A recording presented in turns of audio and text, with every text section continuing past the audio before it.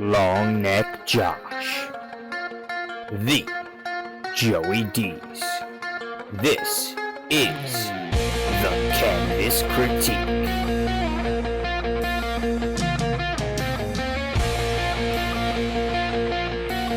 It's a new day! Yes, it is! Has just tipped up here tonight.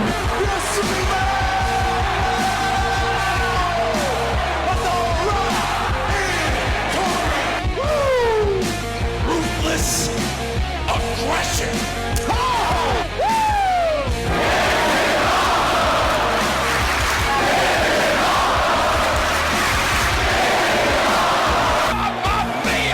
The irresistible force meeting the immovable object. R.K.O. He has broken his hand! Ooh, yeah! Yes! Can't see me. This is my yard now. What's it gonna do when Hulkamania in the largest arms in the world run wild on you? I lie! I cheat! I steal! Stone Cold! Stone Cold! Stone Cold! The Austin era has begun! And that's the bottom line, cause Stone Cold said so.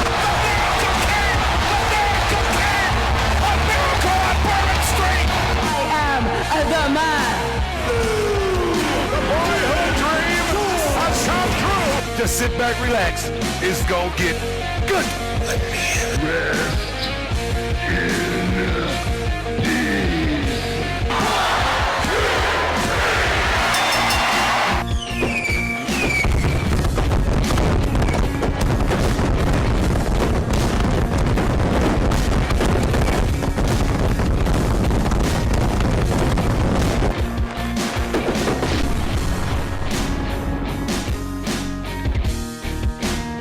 Canvas Critique is back! Hey! Episode 14. Joey D's is here as always. Hello. We've both been crazy busy because, of course, if you guys didn't know this, Joe has his own baseball team. I'm pretty sure they have merch that you can go buy. Yes, you can go buy merch. So make sure you guys go follow him on Instagram at Coach Joe Baseball. I know we'll probably plug it at the end of the video too, but check out the merch. It's some really cool stuff. I'll probably buy something when I get home from college and get some more money. Appreciate that. Me, I'm still in college, about to finish up my second semester. This semester's been busier than last, so I do apologize for the long delay, but we are finally reviewing Elimination Chamber 2021. Yes, sir. You ready to dive right into it? I'm ready. One of my favorites of all time is the Elimination Chamber. That's honestly, I think it might be my favorite pay-per-view of the year. Yeah, it's exciting. I love the chamber matches. But anyways, let's go ahead and kick things off with the kickoff show. Hey, got it right. He got it right. Got it right. Guys. Yes.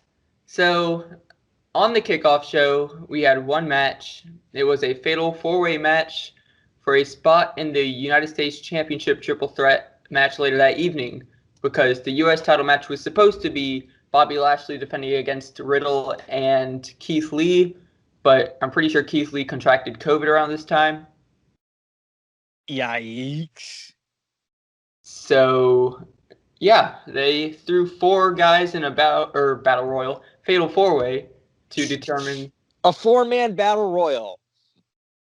Imagine how quick that would be. They'd find a way to drag it out. It'd be like 45 minutes, and the first guy would get eliminated within the first 3 seconds. Yeah, and then the last two would go on for like 20 minutes. Yeah.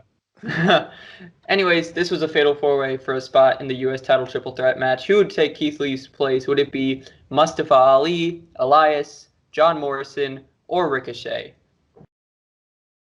Not really much to say about this match. I don't really remember much from it. But I do remember at one point, Retribution did save Ali, Yep. because of course they did. And this would have been a great win for Ali. Only if he could have come through. Right. But no. It's Retribution's fault. Yep, Retribution was distracted and Morrison rolled up Ali. Yeah, I thought it was gonna be Elias, to be honest with you, but they wanted nothing to do with that. Yeah. He didn't win, obviously. Mm-hmm.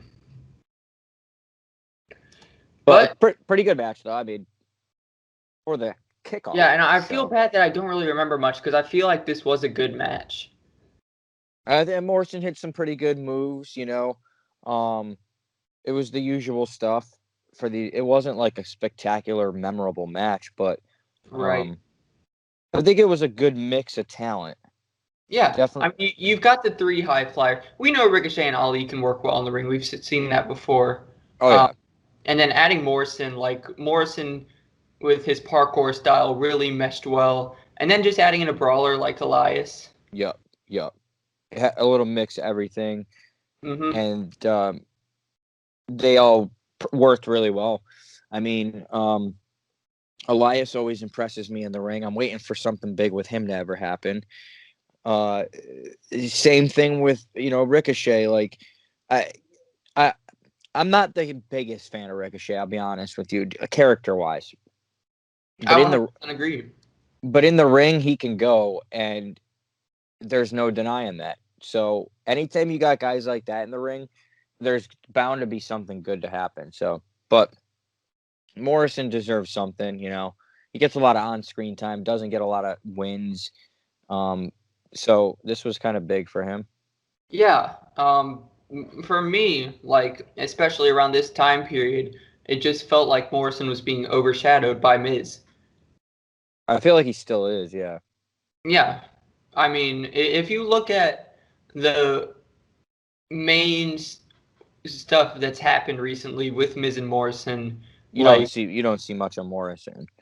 Right. Like, even, I know we said we wouldn't talk about Mania until the Mania episode, but even with the Bad Bunny match, like, it was originally going to be a one-on-one between Bad Bunny and The Miz. Yeah, but I'm glad it wasn't. I'm glad they changed it to a tag match. Right. Yeah. But yeah, I don't, it is what it is, but like Morrison doesn't get enough shine, I don't think. And so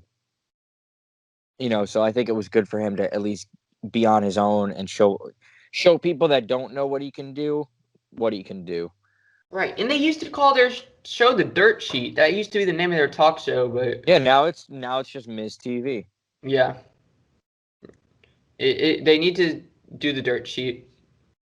Morrison is definitely being overshadowed, so it was great to see him pick up this win. They were doing the Dirt Sheet like a couple months back, remember? And then they stopped doing it, and every time they were out there together, talk show wise, it was Miz TV. Right. So maybe I don't know. Maybe they're doing it on purpose. Maybe they're doing it like, I don't know, to make Miz look like Miz. Miz is taking the spotlight. Yeah, and maybe that'll lead to a feud between the two. I'm not sure. Oh, that'd be great. But Morrison as a face against a heel Miz. Let's do that. I agree. I feel like they can put on they put on good matches back in like 2010, 2011 when they were feuding. Mm-hmm. So, yeah, 100% agree. But anyways, we're going to move on now to the official main show, the Elimination Chamber, kicked off with a chamber match. I think this is perfect. I'm just going to say this really quick. You should always start the pay-per-view with the chamber match and end the pay-per-view with the chamber match. Yeah, if you're going to have two of them. Right. So we had a number one contendership elimination chamber where the winner would get a shot at Roman Reigns and the Universal Championship later on in the night. Mm-hmm. Or No. as Roman Reigns did right after. Right. I think we all knew that was going to happen. Anyways, the number one contender match included Kevin Owens, Sami Zayn, King Corbin, Jey Uso, Daniel Bryan, and Cesaro. Yeah, this was... Daniel Bryan did great. I think everybody did great in this match. Everybody that was involved. Oh, I agree. But what I'm trying to say is, like, for the first 5 minutes, like, Oh, sure. Them to. Oh, I thought they did a fantastic job, you know? Mm-hmm. Cesaro's at his prime. Daniel Bryan's just as good as he's always ever been. And, you know, you put them in the ring in elements like this and give them 5 minutes alone, it's always going to be good, you know? I feel like they could it's put never on a bad. 5-star match in 5 minutes. It's never bad, but it could always be better, you know? They always can do better the next time. So, true. But this match was great overall. Yeah. A lot of high-flying stuff. A lot of big moments. Interesting eliminations. All the things that make an elimination chamber good, right? High-flying 100%. stuff, hard impact, good moments, good eliminations, creative eliminations, and a good finish. And a good start, like you said before. Yeah. So I think this had everything. Oh, I really enjoyed this match. But yeah, we had Bryan and Cesaro in the ring. Corbin entered next. And really, Corbin just dominated throughout the match until the next entrant, which was Sami Zayn. Mm-hmm. And Zayn is just great at what he does. Oh, yeah. His character and everything, smacking on the glass, you know, in the pod the whole time, you know, getting in everyone's face, smacking the glass, and then when it comes time to go inside the ring, he's like cowardly, you know. It's just awesome. Yeah. I love Sammy's heel work. Like, it just gives me that vibe of, like, I can't stand him, which is exactly what a heel is supposed to do.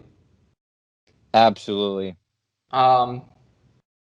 It's like The Miz. Yeah. Although I love The Miz. But it's different for me.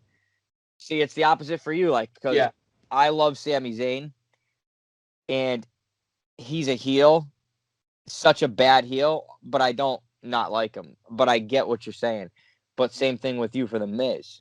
Right. Because, like, but I don't like The Miz, like you don't like Zayn, you know? Mm-hmm. Yeah. Regardless, Cesaro ended up scoring the first elimination on the match on King Corbin, I believe. Yep. Because Corbin tapped out to the sharpshooter. Yeah, Cesaro swinging a sharpshooter. Gotcha. Yep, and then pretty much right after that, Kevin Owens came out. And again, Sami Zayn with great heel work, immediately just trying to plead with Kevin Owens, like, hey, let's work together. Owens went nuts. Yes, he did. Oh my God! Wow. I mean, he did a bunch of stuff. Mm-hmm. You know, he went nuts in this match. When he first came in, on everyone that was in there, he went crazy. God, I love Kevin Owens. I love watching him wrestle. What did he do, Josh? He had the moonsault. Yeah, well, the moonsault was the highlight. Yeah, he hit a moonsault off the pod. That was after Uso came in. But he also had the cannonballs in the corner, 3. Yep. To Cesaro, Bryan, and Zayn. And then he just stared down Jey Uso for a second because Uso was still in the pod. Dude, this guy went crazy. Yeah, he had a few. I think he had like a pump handle neck breaker in there. Mm-hmm. I think there was a pop-up powerbomb in there. He hit stunners. Oh, and think he gave like a brain buster to someone too, or something. Yeah, Owens just completely went off, and it just got me so hyped up because I love Kevin Owens. Oh yeah. Yeah. But I didn't want him to win this match, but it was still cool to see this. But yeah, after he hit the moonsault at the top of the pod, he hit stunners on Cesaro, Bryan, and Zayn, eliminated Sami Zayn. Yep. Big elimination. Big elimination. Big elimination because it ties right into the next elimination. It ties into their story. I mean, but yes, it does tie into the next elimination. Tell them about it, Josh. Tell them about it. Yes, this is one of the most creative eliminations I've seen in Chamber history. I love the way they pulled this off. Jey Uso is a genius. The door was open because Sami Zayn had to go out of the chamber. Kevin Owens' arm was like outside the chamber. Jey Uso just slammed the door on his arm. So Owens was trapped, couldn't go anywhere, just repeatedly super kicked him. And then bang, hit him with a splash. Bang. Beautiful elimination. Perfect elimination. Yes, that oh my god, I loved that elimination. I loved everything about that elimination.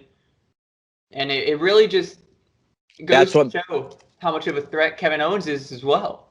That you have to have his arm trapped. Mm-hmm. You have to do whatever it takes to get him down. Right. And again, that's great heel work by Jey Uso. Of course, him being the violent right-hand man of Roman Reigns. Mm-hmm. So yeah, came down to 3. Uso, who was the last to enter the match, and Bryan and Cesaro, who were the first 2 to start the match. That's the type of stuff that makes you remember these matches, though, you know? Like that elimination that happened. Mm-hmm. I'm sorry, can you repeat what you said? Oh, did you hear me, Josh? Just repeat what you said, sorry. I said it's crazy that that's what makes you remember these matches, these chamber matches. Those eliminations like Owens, Zayn and I'm sorry. Jey Uso to Kevin Owens. Yeah. Has that ever been done before with the chamber door? I don't think it has. I don't know. I don't think so. I can't remember that.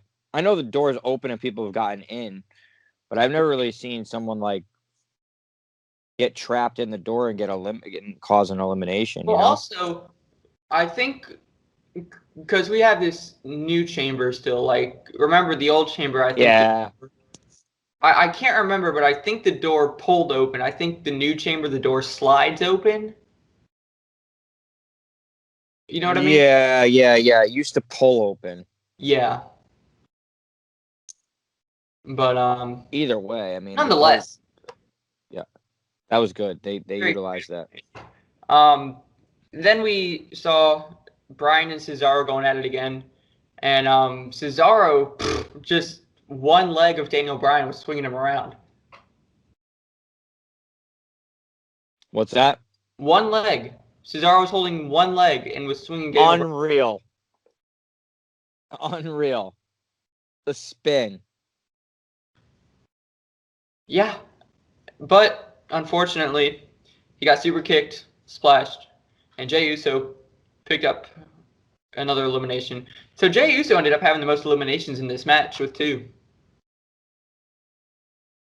Impressive performance. Indeed. And then I think Uso went to the top of the pod, but tried to splash Bryan, but Bryan got his knees up, right? He did. And of course, it's that underdogs that, like, Daniel Bryan's always been known as the underdog.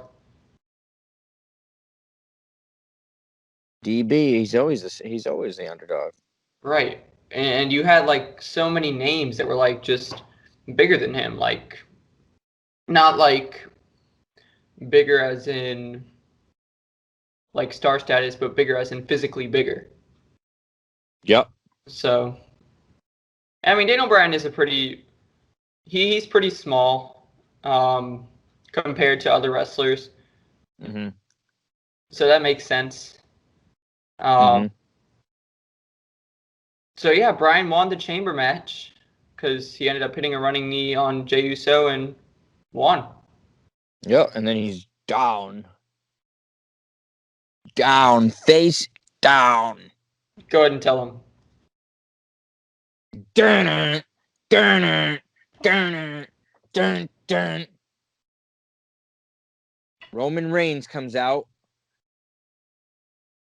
says, "This is when you want the match. Here you got the match." And then I believe he went right into a spear, and Bryan completely reversed it by jumping up and wrapping his legs around Reigns' abdomen and bringing him down for a yes lock. We've seen so many creative counters with To a Roman spear. Reigns' spear. Oh, but this was good. This was real good. I never, I don't know that if was it's great. my favorite, but I do agree it was really good. Oh, it wasn't my favorite, but it was good. I think my favorite counter to the spear that I've seen was Money in the Bank 2016 when Rollins countered it into a pedigree. Yeah, that was pretty impressive. You got to be on time with all that stuff. Right. Exactly. To make it look great and to be safe with it. But yeah, Reigns got out of that and then pretty much choked him out. He did. He choked him out. Yeah, guillotine. And then after that, Reigns is tall with his title. And tell him, Josh. Tell him. Low rated R. Superstar. Yeah. Edge picked his WrestleMania opponent. Speared Roman. Mm-hmm. Crazy stuff. Overall, though, between the chamber match and the Edge coming out after Roman versus Daniel, great way to open night. Yep. Really kept me on the edge of my seat for quite a while. Yeah, I did. All right, so coming up next, we have a triple threat match for the United States Championship. Bobby Lashley defending his championship against Riddle and John Morrison, who, of course, won the Fatal 4-Way that we mentioned earlier. Mm-hmm.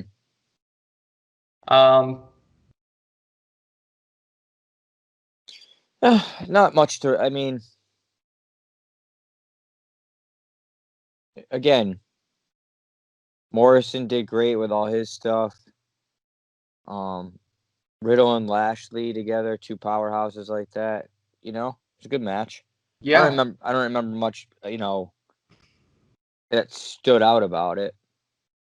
I think something that stood out for me, well, for one thing, Morrison and Riddle were teaming up on Lashley throughout the match. True. Of course, it's typical, the two smaller guys going after the bigger guy trying to take him out. But, I've seen, or I'm sure there's been matches where Riddle could take down Lashley without anybody's help, and Morrison could probably take down Lashley without anybody's help either. Yeah. So it just goes to show, like, the way they've been booking Lashley, they've been booking him so strong. And it's about time, too. Enough with all the bullshit that they put Lashley through since his return. And, like, he's finally just a dominant destroyer, like he should be. Who's coming? Yeah. What were you going to say? All right, I'll just say it. Who's coming back to take his title? And it's going to be a bad day, Josh, in the history books. But we all know it's going to happen. Don't tell me Lesnar. Oh, don't tell me Lesnar. That's what I'm telling you. I mean, Oh. that's what I'm going for with this whole thing. As much as I want to see that match, I It's don't gonna want happen. Lashley to lose. That's what's gonna happen. Unfortunately, probably. I don't think they could have him come back and lose. I hope not. They had Goldberg come back I and hope he doesn't win. lose against McIntyre. Right? What's that? They had Goldberg come back and lose against McIntyre at the Rumble.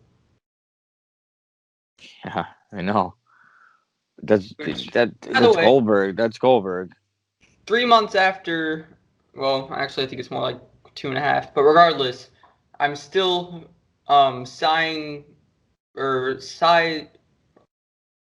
breathing sighs of relief. That's what I was trying to say. That McIntyre retained his championship against Goldberg. Yeah. Thank goodness. Yeah. Okay, back to this match. So, yeah, Morrison and Riddle did great in this match, teaming up on Lashley, and I think they actually were able to hit the floating bro and the Starship Pain on Lashley back to back, and Lashley kicked out.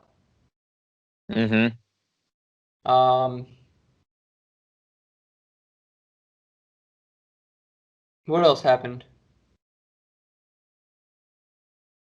Can't remember in this match. I know it was a decent match. Yeah. Okay, Lashley. Did he lock in the Hurt Lock at all in this match? Yeah. I think on both of them. Maybe not for long. He did on. I remember he did it on Morrison at least because Riddle hit him with the crutch. Right. Yep. Riddle brings the crutch in the ring, MVP's crutch, and then boom. Yeah. And then MVP's. yeah. Hit Morrison with the Bro Derek, and Riddle took the title. So a good, pretty decent match, I'd say. They booked Lashley to look strong still because he wasn't, of course, pinned or submitted. But that really makes me think what would have happened if they had Keith Lee in that match instead of John Morrison. Yeah. Would they have had Keith Lee eat the pin, or would they have had a different champion or a different result? Like, I feel like Keith Lee might have won the title on this night if he didn't get hurt, and he would have pinned Riddle to do it. It's very possible. I'm not sure. I don't know where they were going with that. Yeah. Regardless, Riddle is an incredible athlete, despite all of his annoying shit that he does. He's still very fun to watch in the ring. He is so annoying to watch, though, in general. He is. Oh man, it's hard to watch. It's bad. All right. After that matchup, the women's tag team championships were on the line.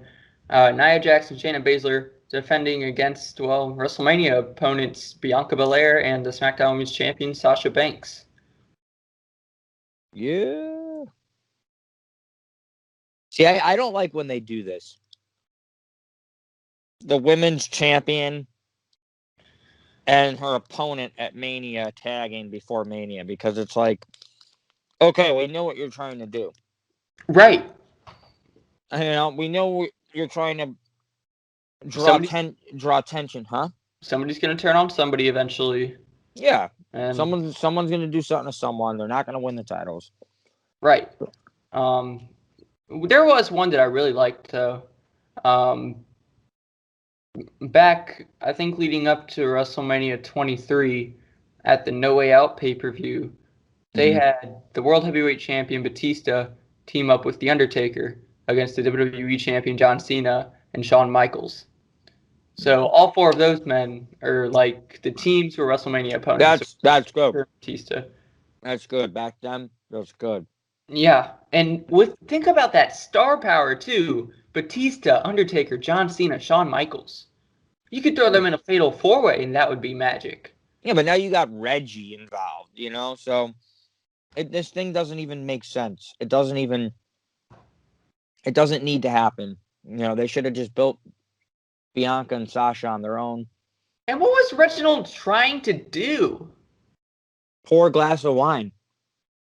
That's what he does. Why? During the match? He's thirsty.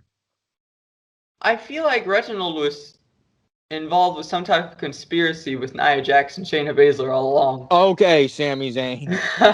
No, I'm serious. Like, he just randomly tried to give Sasha Banks a champagne bottle in the middle of a match. So, back before Mania here at this time, what was his deal with Sasha Banks? Was he sent by Carmella?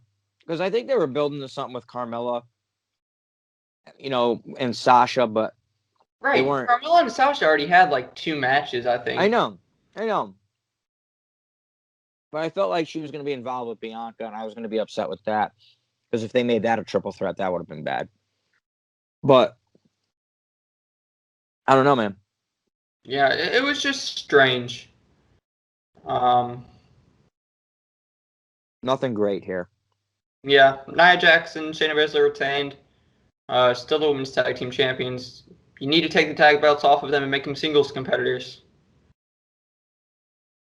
And I'll say that 100 times every day, because Shayna Baszler needs to win the Raw Women's Championship or the SmackDown Women's Championship very soon, because I'm starting to lose interest. Oh, I've lost interest. I don't blame you. But, yeah, so that match happened. And then we moved on to the main event, the WWE Championship Elimination Chamber match. Drew McIntyre defending against AJ Styles, Kofi Kingston, Sheamus, Jeff Hardy, and Randy Orton. Oh, boy. Why are you saying, oh, boy? I'm just saying, it's like all those people. It's like, that's a lot of people. That's a lot of talent. It is. Then you put them in a chamber, and it's like, oh, boy. I guess you're right. This was a good mixture of competitors as well, I feel like. Old school. What? Old school talent. Oh, 100%.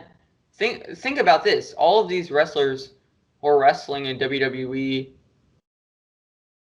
except for AJ Styles, but he was, of course, in his prime doing stuff with TNA. And who? AJ Styles. Where was he? TNA. Where?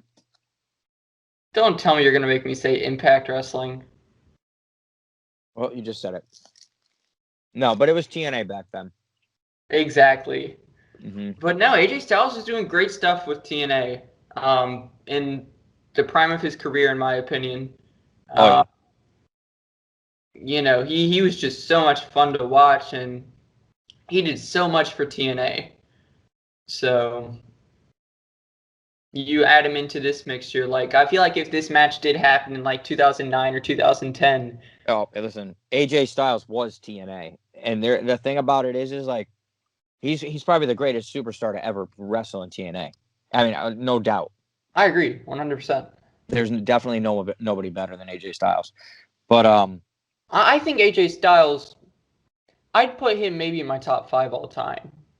But if you had him wrestling now in TNA, but meaning back then, you know what I mean? Like his talent that he has now.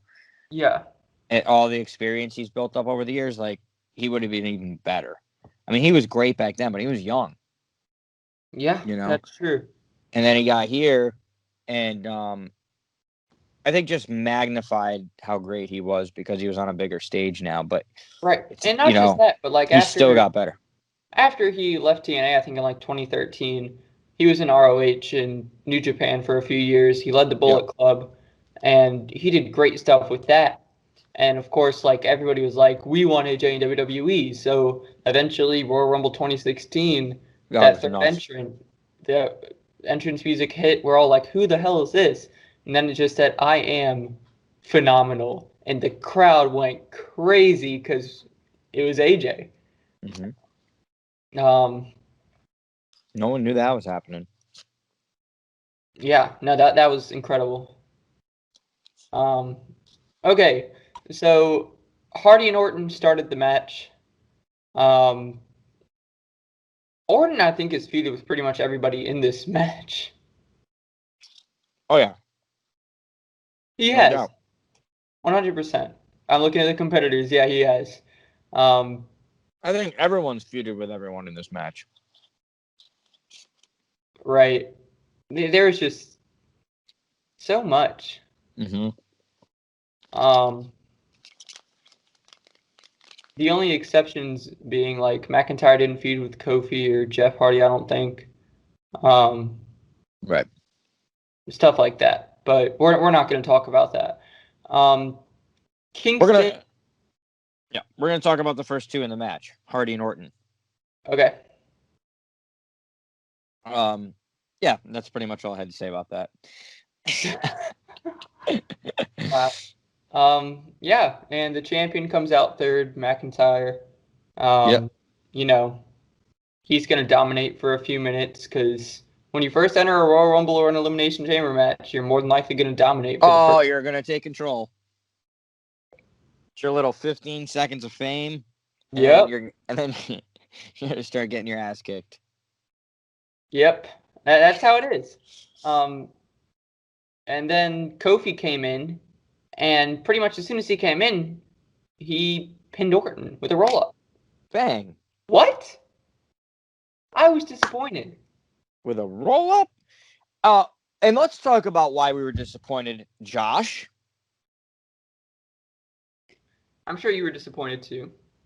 And let's talk about why. Why mostly were you disappointed that Randy Orton got eliminated in this way rather than maybe in another way? Meaning the Fiend coming back. Meaning the Fiend coming back. Right. This was the moment.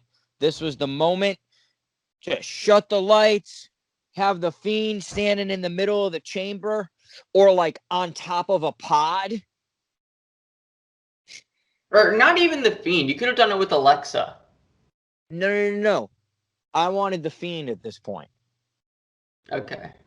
It's WrestleMania season. This is a big pay-per-view. It's for a championship.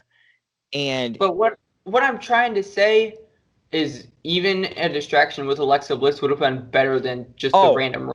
Absolutely. I would have taken Alexa Bliss on top of the pod, sitting on top of the pod, kicking her legs back and forth, doing her thing. You know what I mean? Right. Or have her standing in the middle of the ring. But up on top of the pod, like her sitting on top of the pod. Mike. Say that again? Your mic cut out for a second. I would like to see her sitting on top of the pod. Kicking her legs, staring down, and that would distract Orton and he would get eliminated that way. However, there was none of that. But the Fiend standing on top of the pod with the red lights on, Orton staring up at him, then he gets eliminated that way. Lights go out, Fiend's gone. And you've also seen because you got to save the Fiend or in a physical, thing for Mania. No, for more like Fastlane time. And then you can start feuding there, like as far as physicality goes. But I think for now, it would have just been enough for me to see the Fiend standing on top of one of those. Imagine that, dude. You're in the middle of that match and the lights go off, the red lights come back on, and the Fiend standing on top of a pod looking down. Be horrified. I would probably shit myself. I'm not gonna lie. Yeah, and then you have Kingston eliminate Orton there. Yeah. Why didn't they do that? I know this wasn't during a match or anything, but it was during a segment last year right before Mania 36. John Cena was in the middle of the ring. I think he was cutting a promo. And then he just looks up, and there's the Fiend. Mm-hmm. You remember that, right? And then they had this, the Fiend was up in the Performance Center somewhere. Mm-hmm. They were staring down. Mm-hmm. And then all of a sudden it cut back to Cena and Bray Wyatt. Firefly Funhouse, Bray was right behind him. And yeah. Let me in. Yep. I remember that. Yeah. what they did with the Fiend there, they should have done something like that, similar with Orton here. But No, nothing. no, just a roll up and Orton's gone. Roll up. And he's the first one eliminated. First eliminated. Roll up. No Fiend. No Alexa Bliss. Moving on. So, let me talk about this. Omos. Oh my God. Ripping the glass out of the pod. Because was incredible. he wanted to go, Styles wanted to leave and go outside where Orton was. But Orton hit RKO on him, I think. No, Orton hit an RKO on Hardy and Kingston. Right. And I think Styles wanted to pin them, and that's why he wanted to get in the match, because both of them were down. Omos, you're ejected. You're out of here. I don't care that Omos was ejected. What he did tonight was better than anything Randy Orton did. Wait. Tell me when the last time someone got ejected from a no disqualification match was. I can't remember. Right. So why was he ejected? I don't know. But Styles tried to score a cheap pin because, heel. Yeah. And Kingston, did he try to pin both of them? Pin both of who? Kingston and Hardy, because they both got RKO'd by Orton. Yeah, I think so. I'm not sure. Okay, I know he at least tried to pin Kingston. Both of them, if he did both, failed. So, yeah. And then McIntyre dominated again until the final participant, who we knew was going to be the final participant because he won a gauntlet match. Sheamus. Yeah. First of all, what's your opinion on that? We knew Sheamus was coming out last. Boring. Yeah, I hate it when WWE spoils Don't determine entries. Don't determine the 30th entrant in the Royal Rumble. Make it a surprise. That is not what you do. That is the opposite of what you want to do for your fans. You don't want to predict the 30th entrant in the Royal Rumble. The last thing you want to do with your business is predict the 30th entrant in the Royal Rumble. That's the worst thing you could ever do. Yeah. Telling me that, who was it this year? Strowman, I think. No. It was the first entrant, Edge. Oh, why are you telling me that? Now I know he's going to win the damn thing. Then you tell me that the 30th entrant for the women is Natalya. Why? Now I know when we get to 29 and I'm waiting for a return, waiting for a legend, waiting for something big. I can't do that anymore because now I know, 30's Natalya. Yep. And also she might win. So, I don't know. I don't like that. Right. Same thing with the Chamber. Regardless, Sheamus came in, and then him and McIntyre went at it because they had a little feud going on. And then eventually Sheamus hit a Kofi Kingston with a bro kick. Boom. Eliminated Kofi. So, fun fact, Sheamus and Kofi Kingston were actually the first two wrestlers I ever met. Yeah, really? Yeah, in Survivor Series 2011, the night before, I was in New York because it was in Madison Square Garden, but I was in New York because my sister ran cross country in college, and she had a race up there. So my dad and I were in Toys R Us just looking around, and he turns to me and he's like, "Hey Josh, I think that's Sheamus." And I looked and I saw this really big dude, and he had most of his skin was covered up, but just enough of his leg was showing, and it was very pale. Yeah. And this dude was huge. So, of course, me being little 9-year-old me, I'm going to walk up and be like, tap on his shoulder. Well, I can't reach his shoulder. I'll probably tap on his leg or something and be like, hi, are you Sheamus? And, Oh yeah. Hi, are you Sheamus? okay, I'm sure you said it like, hi, are you Sheamus? shut up. Yeah, I ended up being him. And then he was like, yeah, Kofi's with me too. And I was like, I didn't even recognize Kofi. And it was pretty cool because like it was the Wow. first time I met. But and I feel Wow. kind of bad because I didn't even recognize Kofi. Where was that, in Virginia? No, this was you remember the huge Toys R Us that was in Madison Square Garden? Oh, okay. Yeah. So Okay. That's crazy. They were in there for a signing? no, they were just looking around. Looking around in Toys R Us? Yeah.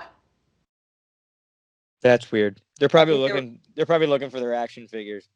No, they were in the Lego section, I think. That's crazy. But I mean, to be fair, the Lego section of that huge Toys R Us store, there were a lot of cool things in that. Oh yeah, for all ages. Hmm.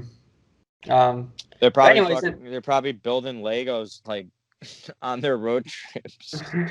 imagine. Oh man, just sitting in their hotel rooms with Legos. That's crazy. Sheamus and Kofi playing with Legos. Yeah. God. Jeff Hardy then had a little bit after Sheamus eliminated Kofi. He hit a twist of fate, ended up hitting a swanton at one point. Mm-hmm. Or no, he didn't hit his swanton. Well, yes, he did. He did. He hit it on Styles, but before he could get the pin, McIntyre hit him with the Claymore. 1, 2, 3. So Hardy's gone. Hardy's gone. We're down to 3, and not gonna lie, I kind of predicted it to come down to these 3: AJ Styles, Sheamus, and Drew McIntyre. I thought it was gonna be Orton, Styles, and McIntyre. You don't think Sheamus was gonna be in the final 3? No, Why not? because if he's not gonna win, then he doesn't need to be in the final 3. Is my opinion. I think obviously you want your final 3 to be like your 3 best options to win, and I didn't think Sheamus was an option to win. I mean, I think he was. I thought he was. Nah, not going to Mania. I don't think. Fair. Based on, Mm-hmm. I thought Orton had a chance, and then kind of get Bray Wyatt, get the Fiend more involved in that story, maybe for the title at Mania. But they just killed all my dreams with that story. I'm not talking about it. But that's why I thought Orton was going to be in the final 3, and I thought he had a chance to actually win this. Well, regardless,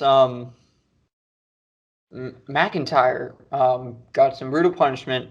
Sheamus hit a white noise, and AJ Styles then hit a springboard swanton. I just don't think he was able to get the full rotation on the 450, so that's why he kind of changed it. Yeah. But then he did hit the 450, and then McIntyre kicked out. And then Sheamus hit McIntyre with a bro kick. Then Styles hit Sheamus with a phenomenal forearm and eliminated him. So once again, it's you hit a finisher and then you get eliminated right after that. Boom. Telling us who's getting eliminated next. Here's what I'm going to tell you, WWE. Don't tell me that. Exactly. Don't use the same pattern all the time. It happens way too much. Don't be afraid to have a guy go on a streak of eliminating guys. Don't be afraid to have a guy go on a rough streak. They weren't afraid of that when Braun Strowman. Everything's 50-50, dude. It's 50-50 booking. That's what it comes down to. And then what happens, is like a guy will win a match, he'll lose a match. He'll win a match, he'll lose a match. You don't get up on anybody. And then also when you get into a situation like that, it's this. In the chamber, it's like, boom, boom, boom, hit like 4 finishers in a row, eliminate a guy, and then turn around and get like a bro kick and get eliminated there. It's like, all right, well, I just eliminated a guy. Now I get eliminated right after that. Just like, Right. I don't know. It's same formula, and they got to change it up. Change it up. Yeah. And then we come down to Styles and McIntyre. Beautiful finish to the match. I will say that the Claymore that McIntyre hit, I think Styles was going for a phenomenal forearm, but McIntyre countered with a Claymore. That was beautifully done. Yeah. And once again, like when you're doing these counters like this, it comes down to timing, like you said. And they timed it great. McIntyre ended up getting the win. And do you want to let them know what happened after that? Oh, boy. Well, earlier in the show, we didn't cover this, but backstage for a real quick second, we saw MVP talking with The Miz. And, of course, Miz... like that? I don't know. I have no clue. But MVP was backstage with Mr. Money in the Bank, Miz, because, of course, he, is Mr. Money in the Bank. And he's obviously lurking, waiting for his chance. But after 100%. This match, so I knew right then and there what was going to happen. But anyways, and it happened. After this match, here comes Bobby. The dome opens up. And Bobby Lashley, not the dome, I'm sorry. The chamber opens up. Bobby Lashley comes out. Oh, the chamber was lifted, but same thing. That's what I'm saying. And then Lashley takes McIntyre out. And then The Miz, Mr. Money in the Bank, comes out, cashes it in. Officially, bell rings. No going back. Miz has cashed it in. And then what did he go for? He went for the DDT, right, Josh? He hit the really quickly, I love his DDT. Mm-hmm. That snap he does, and then the kick with his leg just to get more, emphasis on it. God. Yeah.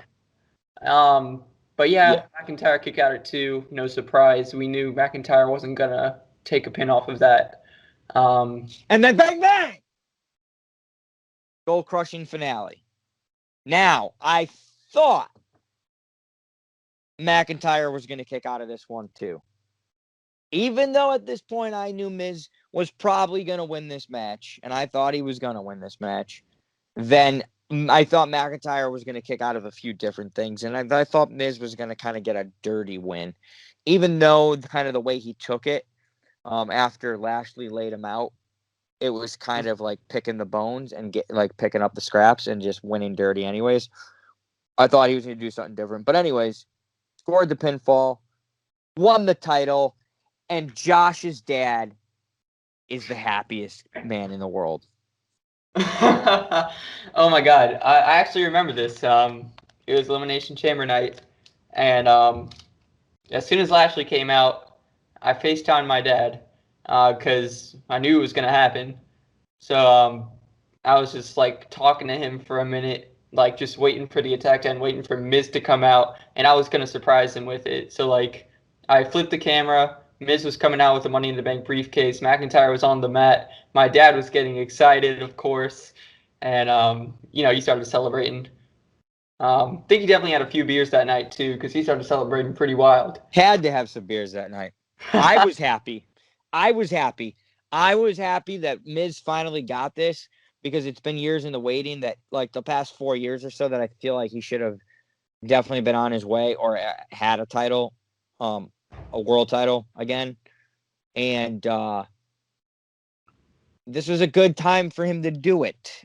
I won't talk about what happens after in weeks to come, but regardless, Miz deserved this, and I think he should have definitely held on to it a lot longer than he did. Way longer. First, and so far, only 2-time Grand Slam champion. Yeah. And that's great. You know, I think he's accomplished a lot, even though I don't like. I mean, I like him, but I don't. He makes me not like him as a heel. But I really do respect him for what he does and everything he does. But here's the thing.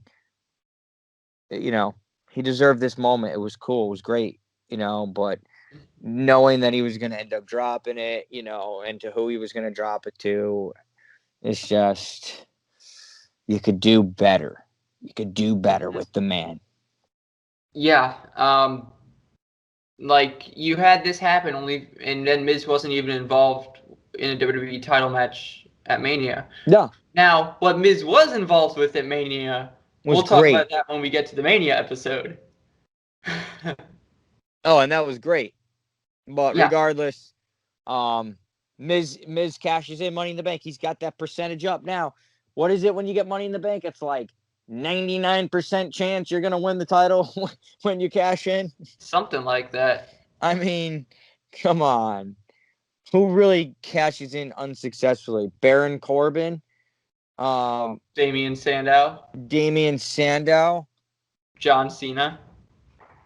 Well, John Cena, is well, different. Him being him, he wanted to do the whole, I'm going to give you a week to prepare for your match. Yeah, but it's also different when someone like John Cena does it. It's just like, that's more for a storytelling thing. Like, right. But everybody else is going to win. I mean, come on. Yeah. Once someone gets Money in the Bank, you're like, all right, that person's going to be champion within the next year. Yeah. More than likely. More than likely. I'm not saying everybody. I was disappointed when Strowman cashed in and didn't win the world title when he did. Oh yeah. Yeah. Even when he won the world title, that was flat. That was at a bad time. I remember we talked about that last year too. Oh. Wow. They waited too long, man. They waited way too long with him. He should have won a title 3 years ago. Mm-hmm. Another thing I wanted to say, I wonder how angry Ms. Girl reacted to this. Ms. Girl? You remember her? I do not. You don't remember Angry Ms. Girl? Look up Angry Ms. Girl on the internet. You'll know exactly who I'm talking about. It was that little girl in the crowd. Oh, the little sad face girl? Yeah. Oh, yeah. Of course I know that. Yeah. Oh, jeez. I think she ended up getting a Slammy for, like, best fan reaction or something. Yeah. She's still around. Yeah. Yeah. But yeah, I wonder how she reacted to that. Oh, she's heated. That he lost? That who lost? That Miz lost the title after this? Or you? Oh no, that Miz. I meant. Oh, that Miz won. Oh yeah. I don't know, right? Right. Because I mean, the first time he cashed in Money in the Bank, she saw it live, and she looked like she was about to punch somebody in the face. Yeah. I love WWE fans. Where was that event? It was on a Raw. I think the Raw after Survivor Series in 2010. So I think it was in New York. Gotcha. That sounds like that's where it was. Mm-hmm. But regardless, Elimination Chamber was a fun show overall. I feel like the women's tag title match could have been better, but we got chamber matches were pretty good. Which chamber match did you like better? The first one. I agree. Definitely the first one. I still can't get over that Jey Uso. The Jey and Kevin Owens, yeah. Come on. I mean, so good. Great. But highlight reel stuff. So good for a highlight reel that I even saw it one time in a highlight reel. I don't know where I saw it, but I saw it. Wait, what are you talking about? Oh, Josh. I'm talking about the highlight reel. Oh yeah, duh. Yeah. No, Sometime. that was a great elimination, I think. Oh, it's fantastic. But yeah, And that's that's like I said, those are the things that make these matches really good, you know? right. And that's pretty much all we have for you for Elimination Chamber. That's it. So Joe, go ahead, plug. All right, you can find me on Instagram at Coach Joe Baseball. You can find me on Twitter at, what's my Twitter, Josh? Joey D Baseball. Yeah, I think that's it. That's it. I mean, it's on the screen, so Follow my busy crazy life. My baseball organization, everything that I'm doing. Yeah, and that's where you can find me and contact me and shout me out, whatever. of course. And And thanks for joining us on Canvas Critique. Yes, episode 14. And of course, thank you. You guys know where to find. I need to. Okay, calm down, Josh. This is the outro. You're not going to screw it up. Don't screw the outro up, Josh. Finish it off. You can find me on Twitter at LongNeckJosh, Instagram at long_neck_Josh. Joe, it was a pleasure talking Elimination Chamber with you. Make sure you guys hit that subscribe button down below. Always hit that bell for notifications. Hit the like button. And yeah, that's pretty much all I've got for you. So thank you for joining us, and we will see you on episode 15, which will be Fastlane. Good night.